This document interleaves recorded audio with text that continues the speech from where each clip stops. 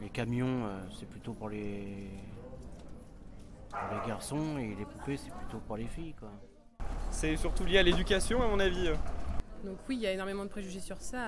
Et donner une poupée ou mettre une poupée à un petit garçon, tous ceux qui ont eu un petit garçon peuvent savoir qu'ils vont aussi jouer à la poupée. Donc je pense que vraiment c'est ce qu'on leur met à disposition et ce qu'ils ont envie. Après, ils peuvent aussi l'inventer tout seuls. C'est dommage d'ailleurs qu'on fasse rentrer trop vite les enfants, les filles d'un côté avec leurs propres jeux de poupées, etc. Les garçons ont droit à le jouer à la poupée et inversement. Donc pas du tout. Non. Alors je pense que dès l'enfance, non. Parce que si sans aucun contact avec des adultes, les enfants se retrouvaient avec une multitude de jeux autour d'eux, ils choisiraient un jouet qui leur plaît par la couleur, par la forme, et non pas par rapport à la symbolique qu'ils représentent par rapport à la société.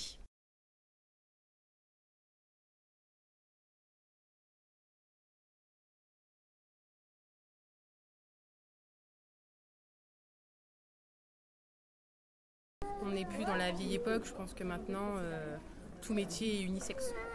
Non, c'est pareil. Ok. Parce que moi, j'ai une amie qui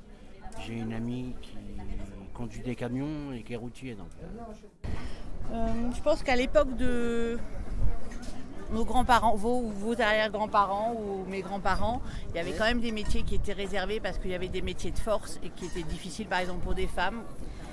Malheureusement, c'est encore un petit peu vrai. C'est vrai. Et il n'y a pas de métiers qui sont réservés plus aux hommes qu'aux femmes. Non, ça c'est sûr.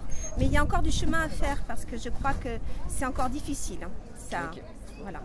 Alors, je pense que les femmes et les hommes peuvent réaliser les mêmes métiers, même des métiers difficiles, puisque on sait maintenant, certainement vous savez aussi, que il y a des femmes qui sont qui conduisent des tracteurs, qui conduisent des gros engins, qui font la route.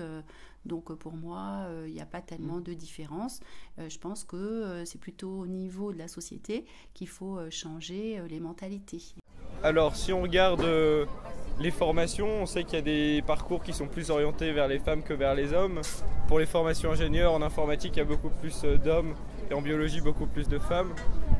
Pour autant, si les personnes sont intéressées par ce qu'elles veulent faire, elles peuvent faire ce qu'elles veulent. Oui. Donc je pense qu'il n'y a pas de métiers qui sont plus pour les hommes que pour les femmes.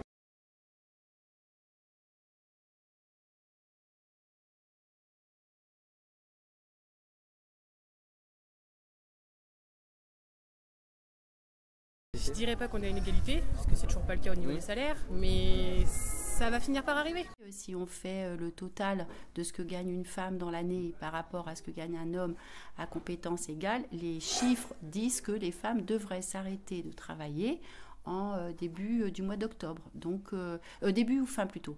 Donc ça veut dire qu'en novembre et en décembre, normalement, les femmes, comme elles sont payées beaucoup moins cher que les hommes, ne travaillent pour rien. Entre les villes et la campagne, c'est différent. Je pense aussi la volonté, les choix de vie. Mais je pense qu'on n'est pas encore arrivé du tout à l'égalité. Ni dans les salaires, ni dans les tâches, dans les familles. Ça veut dire que ça a commencé, mais c'est pas fini. Ah non, il y a encore du travail pour les femmes.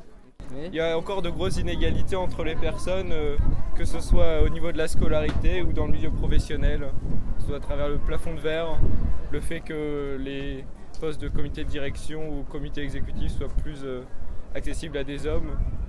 non. Ok. Merci de nous avoir répondu. Je vous en prie. Bonne journée.